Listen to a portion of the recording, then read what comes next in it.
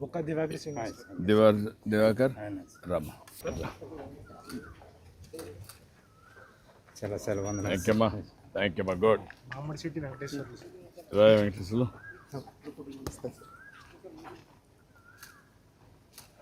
Thank you అమ్మా good.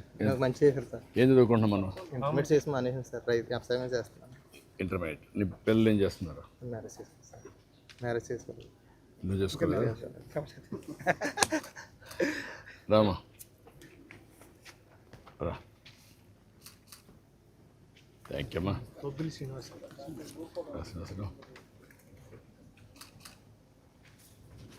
దొంగ శివాజీ రమ్మా రమ్మా. మీ చేతి మీద తీసుకోవడం నాకు చాలా సంతోషంగా ఉంది థ్యాంక్ యూ సార్. తల్లి. థ్యాంక్ యూ రమ్మా. గుడ్ అమ్మా. ఆల్ ది బెస్ట్ అమ్మా. సంతోషమ్మా. కేతా సత్యనారాయణ గారు రండి. Thank you. బొక్క నాగలక్ష్మి నీలక్ష్మి గారు రమ్మా. Thank you sir. చాలా ఆనందంగా ఉంది సార్. సంతోషమ్మా. థ్యాంక్ యూ తల్లి. రండి.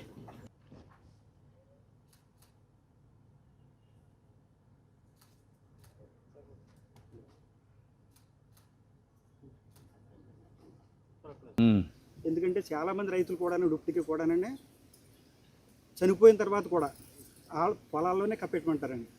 ఎందుకంటే పొలాలతో అంత కప్పెట్టుకుంటారు మరి రైతులకండి. అటువంటిది గత ప్రభుత్వంలోనండి జగన్మోహన్ రెడ్డి గారు ఆ పాస్బుక్ల మీద ఆయన ఫోటో వేసుకోవడం, సర్వే చేసినప్పుడు కూడా అస్తవ్యస్తంగా చేశారండి.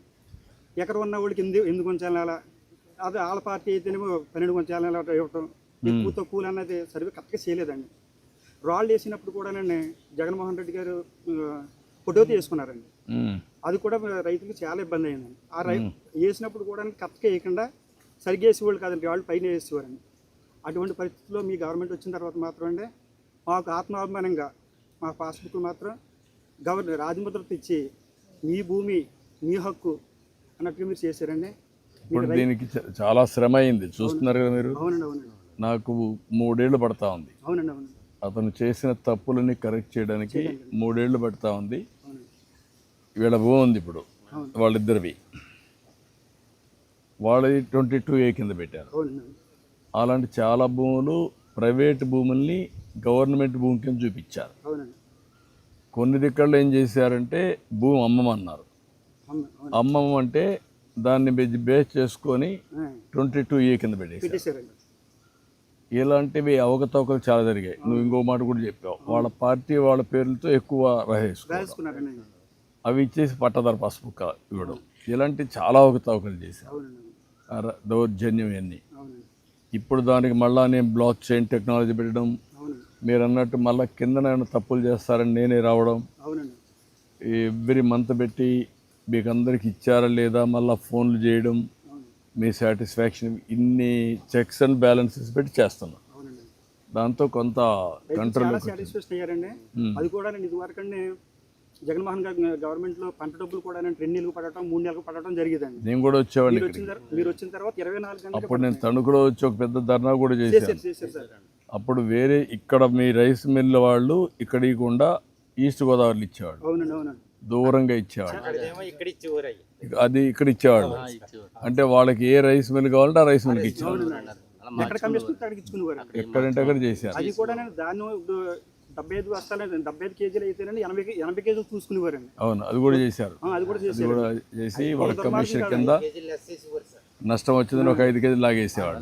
అది కూడా మన గవర్నమెంట్ వచ్చిన తర్వాత 24 గంటలోనే వేస్తున్నారండి డబ్బులు. 24 గంటలు వేస్తున్నాం. అన్ని సిస్టమ్స్ పెట్టాను.